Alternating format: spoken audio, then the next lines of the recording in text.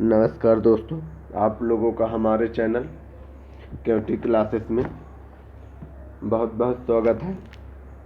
आज हम लोग पढ़ेंगे भारत का इतिहास, जो कि डेली एक एक टॉपिक कंप्लीट करेंगे।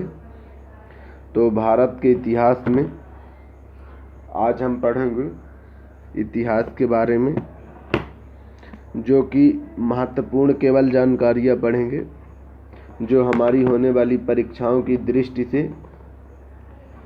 ऐसा लगे कि ये हमारे लिए इम्पॉर्टेंट हो सकता है।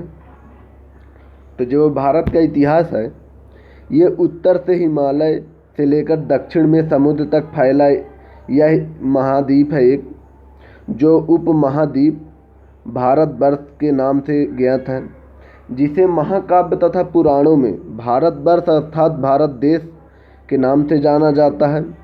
यहाँ के जो निवासी हैं भारतीय अर्थात भारत की संतान कहा जाता है यहाँ के निवासियों को। और यूनानियों ने भारत को इंडिया तथा मध्यकालीन मुस्लिम इतिहासकारों ने हिंद अथवा हिंदुस्तान के नाम से संबोधित किया। भारतीय इतिहास को अध्ययन की सुविधा के लिए 3 भागों में बांटा गया है। यानी ये जो हमारा भारतीय इतिहास है, इसे 3 भागों में बांटा गया है, जो कि प्राचीन भारत, मध्यकालीन भारत एवं आधुनिक भारत है। जो कि हम तीनों भागों को पढ़ेंगे, तो एक एक कर पढ़ेंगे तीनों भागों को। तो जो पहला भाग है प्राचीन भारत, तो प्राचीन भारत इतिहास के स्रोत हैं तो प्राचीन भारतीय इतिहास के विषयों में जानकारी मुख्यतः 4 स्रोतों से प्राप्त होती है।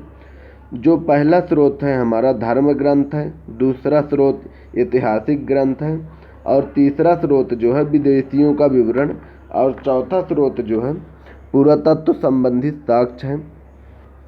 तो ये हमारा जो धर्म ग्रंथ और ऐतिहासिक ग्रंथ है, इनसे मिलने वाली महत्वपूर्ण जानकारियाँ हम पढ़ेंगे। तो भारत का सर्वप्राचीन धर्म ग्रंथ वेद है। यानी जो भारत का सर्वप्राचीन धर्म ग्रंथ है वो वेद है, जिसके संकलनकर्ता महर्षि कृष्णद्वैपायन वेद व्यास को माना जाता है। यानी इसके जो संकलनकर्ता है महर्षि कृष्णद्वैपायन, यह वेद व्यास को माना जाता है। वेद वसुधैव कुटुंबकम का उपदेश देता है एवं भारतीय परंपरा वेदों को नित्य तथा अपौष रूप मानती है। वेद 4 हैं, ऋग्वेद, यजुर्वेद, सामवेद एवं अथर्ववेद। यानी इन 4 वेदों की साहित्यता कहा जाता है। यानी जो वेद हैं तो 4 वेद हैं, जिनमें से ऋग्वेद, यजुर्वेद, सामवेद तथा अथर्ववेद।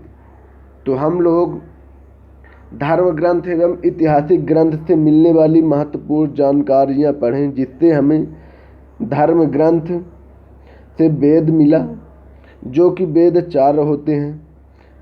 तो चारों वेदों को हम एक एक कर पढ़ेंगे। ये वेद जो हैं हमारे 4, इनको पढ़ना बहुत महत्वपूर्ण है, क्योंकि वेदों में जो है महत्वपूर्ण जानकारियाँ दी गई हैं। तो जो ये पहला वेद है ऋग्वेद, तो पहले वेद में क्रमबद्ध ज्ञान के संग्रह को ऋग्वेद कहा जाता है। जो ऋग्वेद है इसमें 10 मंडल हैं और 1028 सूत हैं, जो कि पाठ के 11 सूतों सहित एवं 10,462 रचनाएं हैं। इस वेद के रचनाओं के पढ़ने वाले ऋषि को होत्र कहते थे। इस वेद से आर्य के राजनीतिक प्रणाली एवं इतिहास के बारे में जानकारी मिलती है। यानी जो ये ऋग्वेद है, इसमें हमें पहली जानकारी क्या मिली, 10 मंडल हैं और 1028 सूत हैं, और रचनाएं कितनी हैं, 10,462। फिर इसके आगे विश्वामित्र द्वारा रचित ऋग्वेद के तीसरे मंडल में सूर्य देवता सावित्री को समर्पित प्रसिद्ध गायत्री मंत्र है। इसके 9वें मंडल में सोम देवता का उल्लेख है, यानी इसका जो 9वां मंडल है इसमें सोम देवता जो हैं उनका उल्लेख है। इसके 8वें मंडल में हस्तलिखित रचनाओं को खिल कहा जाता है। फिर समाज की कल्पना आदि का स्रोत ऋग्वेद के 10वें मंडल में वर्जित पुरुष सूत हैं, जिनके अनुसार 4 वर्ण ब्राह्मण, क्षत्रिय, वैश्य तथा शूद्र आदि महापुरुष ब्रह्म के क्रमशः मुख्य भुजाओं, जांघाओं और चरणों से उत्पन्न हुए। यानी इसका कहने का मतलब ये है जो, तो इसमें क्या है, ये जो ब्राह्मण, क्षत्रिय, वैश्य तथा शूद्र, यानी इनकी उत्पत्ति कहाँ से हुई इसमें बताया गया है। शॉर्टकट में लिखा है लेकिन हम बताते हैं आपको। पुरुष ब्रह्म के क्रमशः मुख, भुजाओं, जांघाओं और चरणों से उत्पन्न हुआ। पहला क्या है, मुख, फिर भुजाओं, फिर जांघाओं और चरणों से उत्पन्न। यानी इसका कहने का मतलब ये है, ब्राह्मण जो है महान पुरुष जो थे, तो उनके मुख से कौन उत्पन्न हुआ, ब्राह्मण, और भुजाओं से कौन उत्पन्न हुआ, क्षत्रिय, और जांघों से कौन उत्पन्न हुआ, वैश्य, और चरणों से जो उत्पन्न हुआ, शूद्र। इसका कहने का मतलब यही है कि मंडल के वर्णित पुरुष सूत, यानी जो महापुरुष थे, इसमें दिया नहीं गया है कि वो महापुरुष कौन थे, यानी मान लीजिए महापुरुष थे कोई, तो उनके मुख, भुजाओं, जांघाओं और चरणों से उत्पन्न हुई कौन कौन, ब्राह्मण, क्षत्रिय, वैश्य तथा शूद्र।